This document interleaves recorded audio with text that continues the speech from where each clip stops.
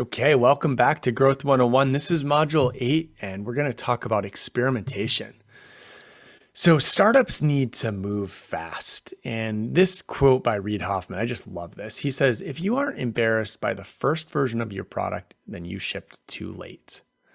And Max here says, the only predictable thing about startups is their unpredictability. I mean, these are big founders. Catherine, launching a startup, you need to get a lot done quickly. Every day is different. Everyone pitches in with everything. It's easy for the founding team to say, we're flexible. We all help out with everything.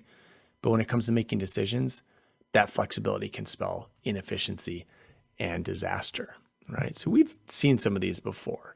Fast pace of a startup with many creative people working on problems means that you come up with tons and tons of ideas. But that leaves us with what we think experimentation is like. We think we have this amazing idea. I've got this test. It's going to be awesome. I'm going to launch an experiment. We're going to change button colors and layouts, and we're going to really crush the metrics around conversion rates. It's going to be amazing. And woohoo, it worked. But what usually happens is our experiments don't work. Let's change the headline. Okay, my next test, this is going to be awesome. It's going to work this time. Is it working after I make the change? I changed the buttons. I changed the headline. Metrics don't seem to be really moving. Is it working? What's going on? And we often end up, again, in this state of failure or worse. There's worse things in a startup than failure. You can get a false positive and build something that takes you a long time to build based on bad data. You can get a false negative and maybe even give up on something that could have been great, whether that's a channel or a feature or even a new business line or a product.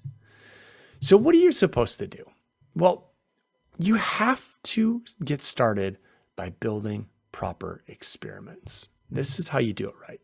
There's 6 steps to building a great experiment, and they are: number 1, build a hypothesis. Number 2, have a control. Number 3, write down your variance. Number 4, know how to measure your test. Number 5, track your results. And number 6, kill, scale, or hold steady. I've run hundreds of experiments with dozens and dozens of different startups. And this 6-step framework, I can tell you, is what actually works. You have to start with that hypothesis. You have to build that control. You need to build out those variants. You have to be highly organized. So when we look at a hypothesis, this is something that we're testing against. So for example, by doing or not doing something, some action, we believe that a metric within our business will be impacted. It's really simple. Determine your control.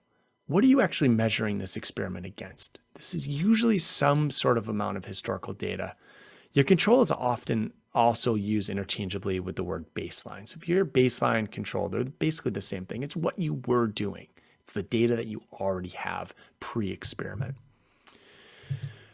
Write down your variance. So the variant is actually the meat of the experiment. It's the entity or the thing that you're changing, adding, removing, and then you measure that variant or multiple variants against your control.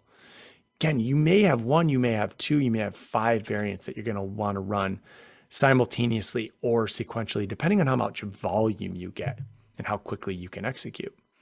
And then when you write these down, you're going to want to write down anything that your team is going to need to know and be aware of as you're going to market with these experiments, so you don't catch anybody off guard.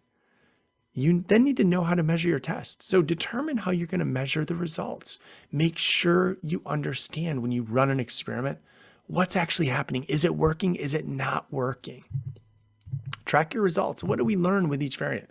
Track the detailed notes and metrics on a daily or weekly basis. When I work with teams and we run experiments, we've got a spreadsheet that's got all of these steps: the hypothesis, the variance, the control, the data. And then every single week, sometimes multiple times a week, we'll update that sheet with the new results that are coming in. We'll constantly be looking at variant versus control, and we'll kill off those experiments that have some level of statistical significance that are underperforming, and we'll go to take bigger swings and run larger experiments that maybe do a little bit more to try to move the needle. Finally, kill, hold, or scale. Are you going to run another iteration? Are you going to test? Are you going to kill this test? Are you going to try to scale it? Are you going to do something else with the data? What is the data telling you? Are you successful in your experiment? And does that test now become a roadmap item? Those of you who are taking or have taken Mastering Growth, you'll know I talk a lot about product management in that program.